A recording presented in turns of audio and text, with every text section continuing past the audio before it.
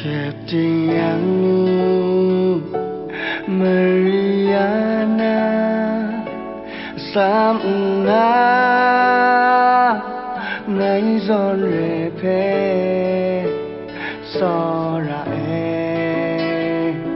Makon ga si te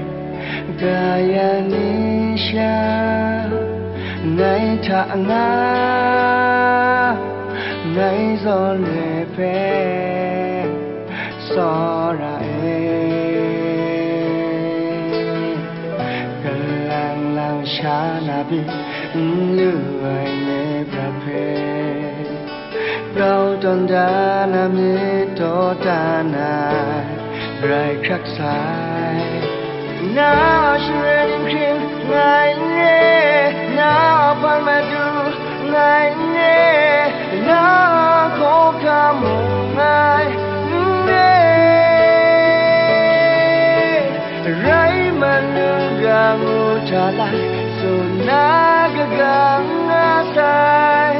Ngai zon lê phê tôn câu đại na Cho đích sai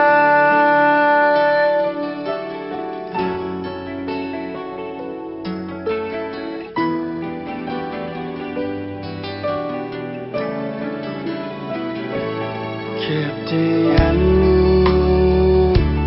Mariana Samna Nai zon repe Sora Makon ga si te Gaya nisha Nai ta nga Nai zon repe Sora Galang lang sha na bi Lưu ai nhé bạc phê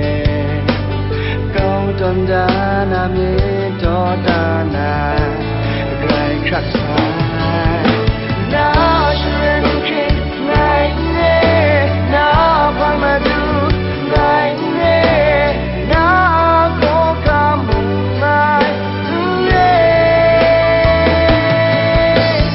Rai ma nương ga ngu trả lại Dù na ga ga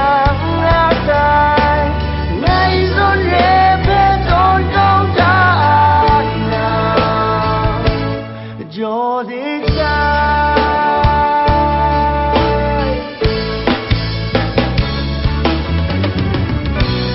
Tâm mu na shiga Dia mi wai rai chi Nam ban khát ngai Lu gaya ai Na shuren in krim Ngai nghe Na pan ma du Ngai nghe Na khô ca mù ngai nghe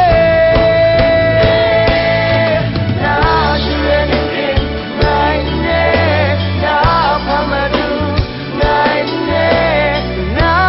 khô ca mù ngai nghe Rai ma nương ga ngu trả lại Dù na ga ga nga sai Ngai zon lê phê tôn câu đại na Cho đích sai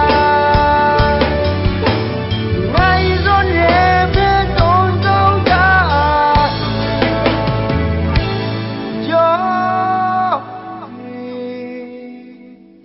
sai